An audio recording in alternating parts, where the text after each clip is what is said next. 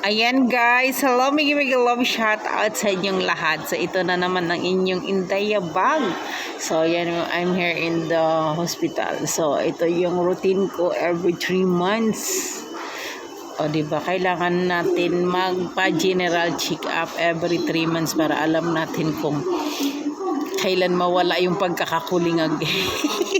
Hindi, kasi syempre kailangan natin yan guys para alam natin na wala tayong mga nararamdaman, no? O kung ano man yung mga nararamdaman dyan, sana paano na yun. huhupa pero yan guys, nandito lang talaga ako para magpatingin kasi meron tayong medication every 3 months. Ayan yung mga pagkakulingag natin guys. So ayan nga guys, habang nagantay ako sa number ko is number 25. So dito muna ako guys, no, kasi habang nandun din ang aking pasyente sa baba. So grabe talaga ang busy ngayong panahon na to. Pero wala sadyang ganun. Kailangan talaga. Habang nasa baba ang aking pasyente, so nandito naman ako sa 2nd floor. Yan.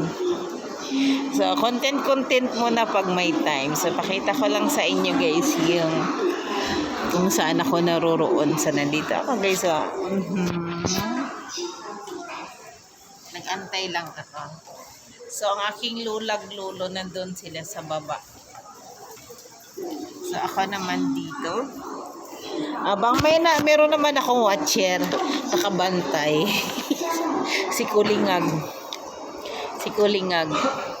Ayan, thank you for watching guys. So ako wala akong live na mga ilang araw na.